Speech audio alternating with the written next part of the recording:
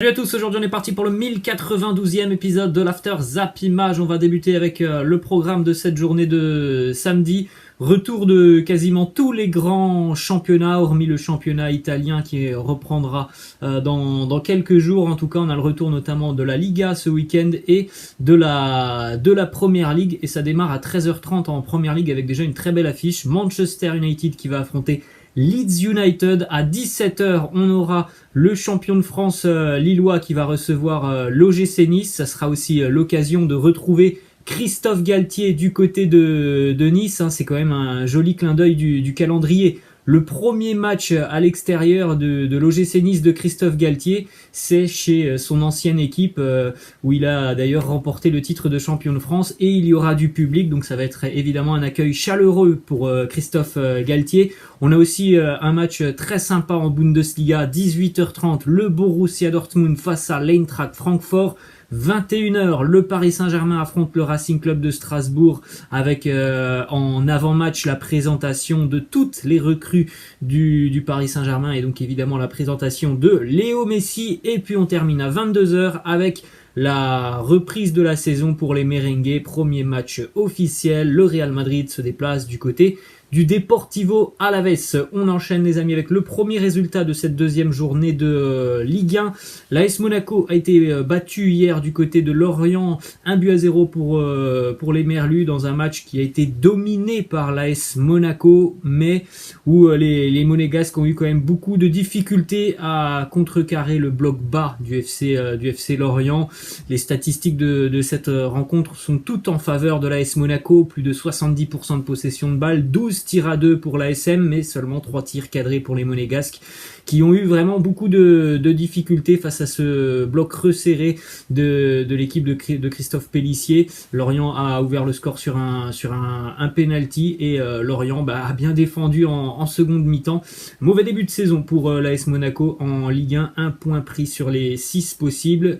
Mais on rappelle quand même que l'AS Monaco a aussi la Ligue des Champions déjà dans les jambes. Monaco, là, depuis 2 semaines, joue tous les 3 jours et va continuer de jouer tous les 3 jours puisqu'il y aura aussi la double confrontation face au Shakhtar Donetsk. Une petite information sur Lorient qui a remporté chacun de ses 5 derniers matchs à domicile en Ligue 1. C'est sa plus longue série dans l'élite depuis près de 13 ans maintenant. On avait vu des Lorientais terminer la seconde partie de saison l'année dernière très en forme, alors que à la mi-saison ils étaient relégables. Et bien sur la seconde partie de saison, ils avaient fait un parcours exceptionnel pour aller chercher le maintien. On enchaîne avec quelques informations mercato. Premièrement du côté de l'Olympique Lyonnais, d'après les informations de l'équipe, l'OL a reçu une offre de Burnley, le club de Première Ligue, pour Maxwell Cornet. L'offre est à hauteur de 17 millions d'euros. Visiblement, l'Olympique Lyonnais va accepter cette offre du club anglais. Le seul problème, c'est que Maxwell Cornet, lui, préférerait s'engager du côté du Hertha Berlin en cas de départ. Évidemment, c'est pas pareil d'aller jouer à Burnley dans une petite ville dans le nord de l'Angleterre que d'aller du côté de Berlin, pardon. Donc voilà, reste aussi à convaincre le joueur maintenant d'accepter cette offre de Burnley, parce qu'à l'heure actuelle, le Hertha Berlin n'est pas en mesure de transmettre une offre de 17 millions d'euros. Donc évidemment, le club anglais a l'avantage. Ensuite, du côté de Marseille, même si ce n'est plus un joueur de l'Olympique de Marseille, Valère Germain est libre de tout contrat actuellement. Il y a le club de Troyes qui s'est renseigné sur la possibilité de signer Valère Germain, qui ne serait pas insensible à cette approche du club troyen. Autre information qui concerne Saïf Eddine Kaoui, le Tunisien de l'Olympique de Marseille, qui devrait passer aujourd'hui sa visite médicale avec un promu, c'est-à-dire avec le Clermont Foot. Il devrait s'engager pour 2 ans avec les Auvergnats. Ensuite, information qui concerne Yuto Nagatomo, le latéral japonais. Yuto Nagatomo est suivi en Italie, notamment par le Genoa. Il pourrait donc faire son retour en Italie, lui qui a déjà longtemps évolué du côté de la Serie A. Ensuite, information qui concerne le dossier Paul Lirola. L'entourage de Paul Lirola a indiqué qu'il avait refusé une offre de l'Atalanta Bergame et que dans sa tête, c'était très clair. Il n'y avait qu'une seule option pour lui, c'est l'Olympique de Marseille. La Fiorentina réclame 12 millions d'euros à l'Olympique de Marseille. Il y a toujours des négociations, mais on se rapproche d'un accord. Le seul problème, c'est que Marseille propose à l'heure actuelle un paiement échelonné de ces 12 millions d'euros, et c'est un petit peu ça qui gêne pour le moment le club italien. Ensuite, on a 2 déclarations de Jorge Sampaoli. Premièrement, il nous dit: les gens vont être excités, très attentifs, et j'espère qu'on sera à la hauteur de l'identité du club et des supporters. Il y aura de l'émotion pour moi aussi.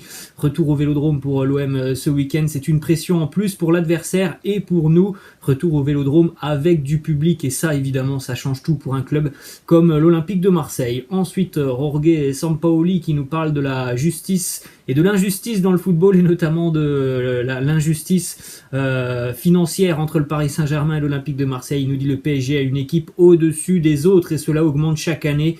Il y a le pouvoir et il y a la justice, et le pouvoir est plus fort que la justice, mais cela génère un gros écart de pouvoir et donc la justice s'éloigne. Ensuite, on prend la direction de Nantes, une petite déclaration assez hallucinante d'Antoine Comboiré en conférence de presse qui nous dit: on n'a pas de cellule de recrutement. Je ne sais pas si vous vous rendez compte, quand même, un club professionnel de Ligue 1 comme le FC Nantes, l'entraîneur qui se présente en conférence de presse et qui dit ouvertement qu'il n'y a pas de cellule de recrutement du côté de Nantes.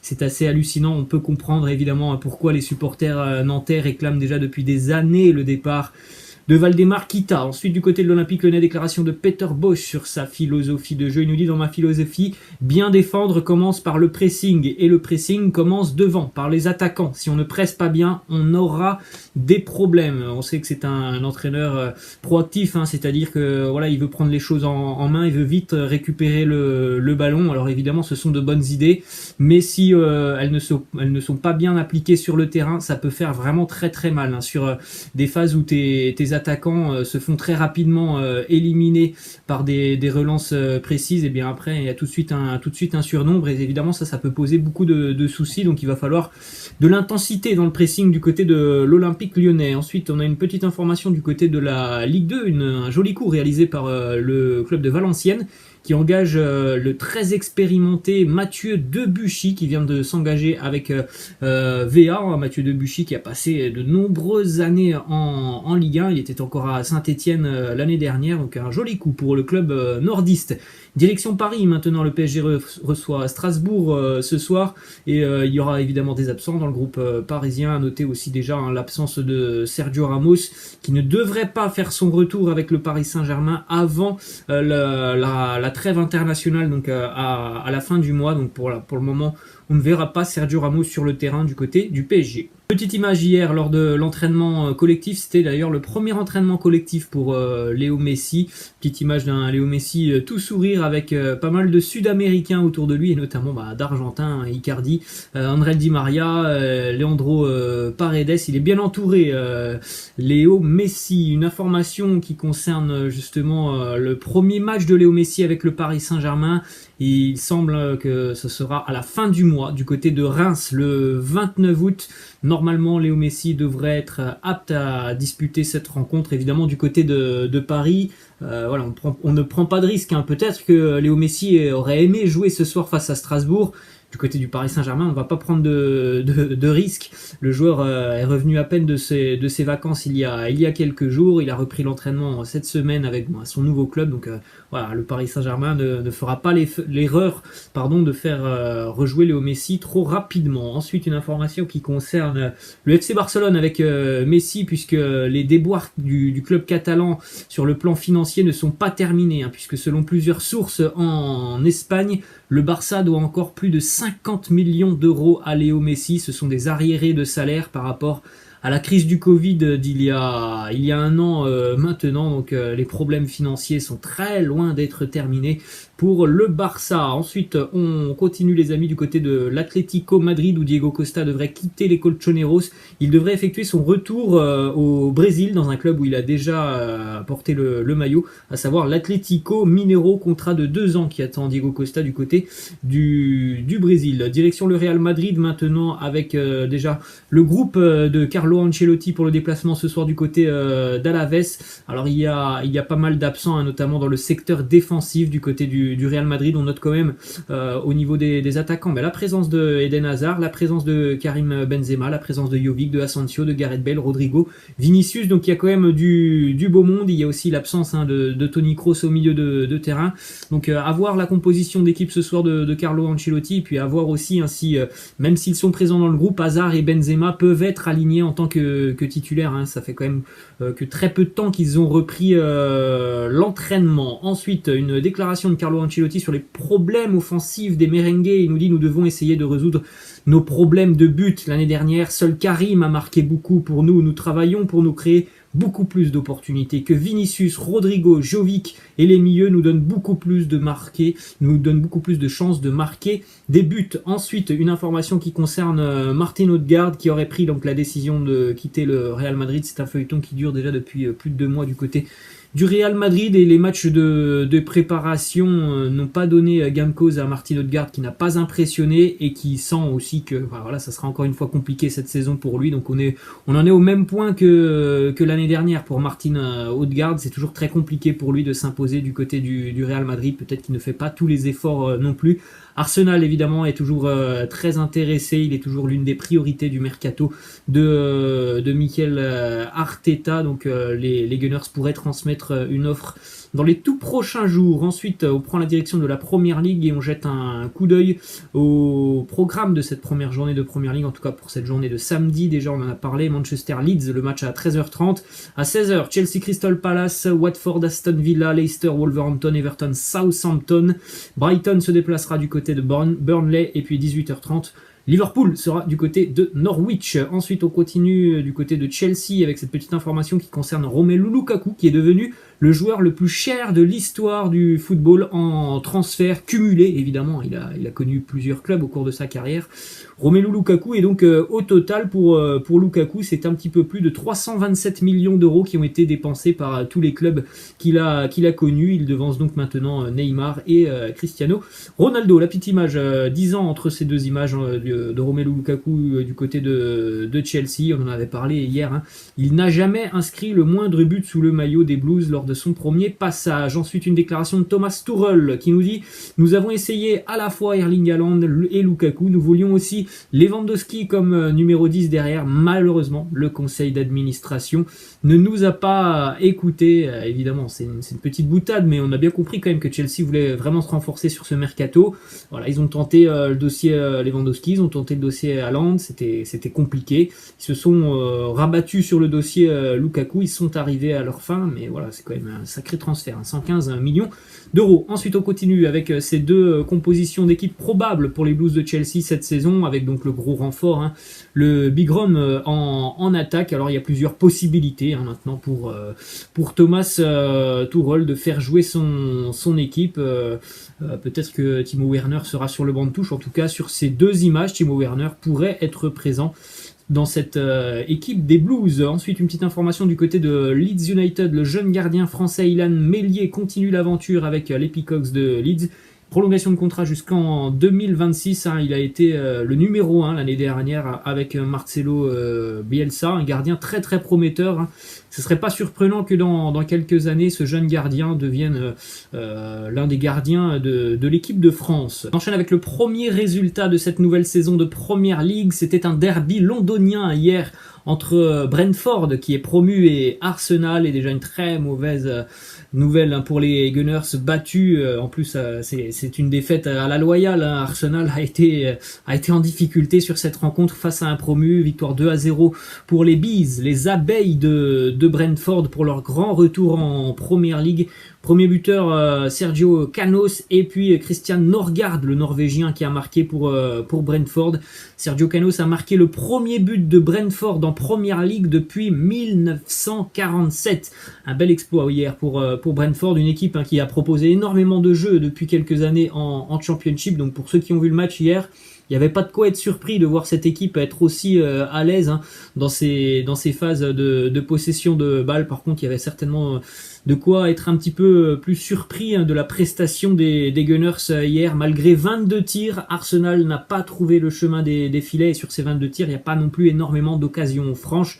C'est la première fois depuis 4 ans qu'Arsenal ne marque pas en ayant tenté au moins 22 tirs dans une rencontre. Petite déclaration d'Arteta sur le retour de Aubameyang et Lacazette. Il nous dit: je ne sais pas, mais je ne veux pas qu'il soit une excuse pour notre match. L'équipe qu'on a déployée aujourd'hui était assez bonne pour jouer comme on le souhaite et assez bonne pour obtenir un résultat ce soir. Ensuite, autre déclaration d'Arteta sur les plans des Gunners lors de ce mercato et sur cette défaite. Est-ce qu'elle va changer les choses? Il nous dit non, on est clair sur ce qu'on voulait faire, quelles sont nos forces, là où on peut encore s'améliorer. Je ne pense pas que la performance de ce soir soit différente de ce que l'on a déjà pu voir. Cette déclaration, elle est très inquiétante, évidemment, pour les Gunners. Il y a une équipe qui est relativement jeune. Quand j'ai vu la composition hier des Gunners, voilà, je me suis posé beaucoup de questions sur cette première rencontre. Il y a une équipe qui est jeune, qui est relativement inexpérimentée, qui n'a pas forcément encore beaucoup d'automatisme. C'est assez inquiétant pour les Gunners. Ensuite, on continue avec justement les 2 prochaines journées pour Arsenal. Un calendrier compliqué pour les Gunners en ce début d'année en Premier League. Ils vont recevoir Chelsea la semaine prochaine et puis ils se déplaceront du côté de Manchester City. Ça sent pas très très bon pour les Gunners par rapport à ce match que l'on a vu hier. On a une déclaration de Jamie Carragher, l'ancien joueur de Liverpool qui est maintenant consultant pour Sky Sports. Petite déclaration de Jamie Carragher par rapport à la question: qu'est-ce que tu penses de cette défense d'Arsenal? Il nous dit: c'est du Arsenal, c'est ce que l'on voit depuis de nombreuses années. Ils sont faibles, on a l'impression qu'ils se font un petit peu victimiser sur le terrain. Ce sont des garçons contre des hommes. C'est une nouvelle saison pour les Gunners, mais c'est toujours la même histoire. On peut pas lui donner tort à Jamie Carragher. Ensuite, on continue du côté de Leicester. On en avait parlé hier, arrivée officielle du défenseur danois Yannick Vestergaard qui s'engage avec les Foxes contre 17 millions d'euros. Il arrive en provenance de Southampton. On va terminer cet épisode, les amis, du côté de l'Allemagne avec le premier résultat donc de cette nouvelle saison en Bundesliga. C'était un joli match hier entre le Borussia Mönchengladbach et le Bayern Munich. Score final 1-1 entre les deux équipes. Ouverture du score du français Alassane Plea, égalisation de l'inévitable Robert Lewandowski dans un match qui a été, comme d'habitude en Bundesliga, très très explosif. C'est un attaque-défense de toute façon les matchs de Bundesliga. Donc voilà, il y a eu pas mal de très bonnes situations offensives dans un match qui a été quand même plutôt globalement dominé par le Bayern Munich. Mais le Borussia Mönchengladbach s'est procuré pas mal de bonnes situations en seconde mi-temps. On va terminer cet épisode avec une déclaration de l'entraîneur du Borussia Dortmund, Marco Rose, sur l'apport que peut avoir Jesus Régnier qui est prêté par le Real Madrid. Il nous dit: nous connaissons ses qualités, maintenant tout dépend de lui et de son implication aux entraînements. Il y a un nouvel entraîneur et tout le monde a la possibilité de démontrer ses qualités. Si je vois qu'il doit jouer, je l'alignerai sans hésiter. Voilà les amis, la fin de cet After Zap Image. J'espère que ça vous a plu. N'hésitez pas comme d'habitude à lâcher un petit pouce bleu. Je vous laisse, je vous dis à la prochaine, ciao.